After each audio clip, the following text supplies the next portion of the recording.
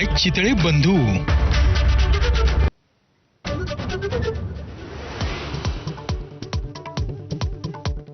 विलिनीकरणाच्या नंतर दोन्ही राष्ट्रवादींचं नेतृत्व अजित पवारच करणार होते, शशिकांत शिंदेंचा मोठा दावा। तर शिंदेंचं लिखाण गैर आणि अनाठाई, तटकरेंचा पलटवार।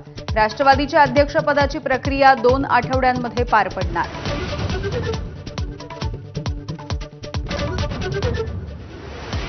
उपमुख्यमंत्री सुनेत्रा पवार यांचा थोड्याच वेळात बारामतीमध्ये पहिला जनता दरबार।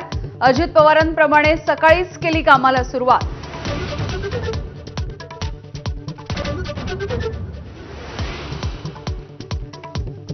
नवी मुंबईकरांसाठी काही करत नसाल तर तुमचं नगरविकास मंत्रीपद चाटायचंय का? गणेश नाईकांची एकनाथ शिंदेंवरती कडाडून टीका। नगरविकास खात्याच्या सिडकोनं भूखंड बिल्डरांच्या घशात घातले असाही आरोप।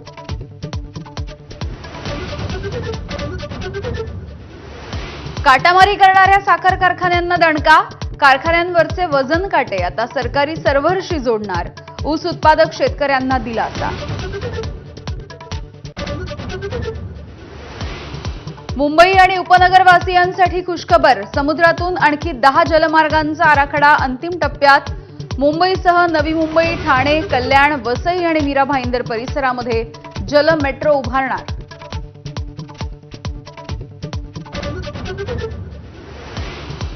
बँकांच्या कर्ज वसुलीच्या मनमानी आणि तगाद्याला पूर्णविराम। रिझर्व्ह बँकेनं जारी केली नवी नियमावली। वसुलीसाठी येणारे धमकीचे फोन आणि रिकव्हरी एजंट्सचं उर्मट वर्तन थांबण्याची अपेक्षा। अमेरिकेबरोबरच्या व्यापार करारासंबंधी राहुल गांधी शेतकऱ्यांची दिशाभूल करतायत। वाणिज्य मंत्री पियुष गोयल यांचा आरोप। शेतकरी नेते म्हणून काँग्रेसच्याच नेत्यांना भेटल्याची टीका।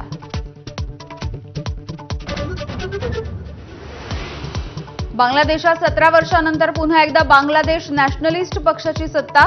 पक्षाचे अध्यक्ष तारिक रहमान यांचं पंतप्रधान मोदींकडून अभिनंदन।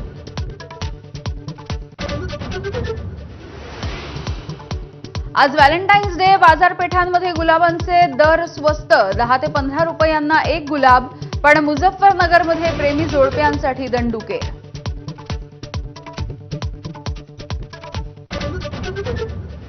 आणि T20 वर्ल्ड कपमध्ये भारतासाठी गुड न्यूज, सलामीवीर अभिषेक शर्मा तंदुरुस्त। उद्या पाकिस्तान विरुद्धचा सामना खेळणार असल्याची ऑफ स्पिनर वरुण चक्रवर्तीची माहिती।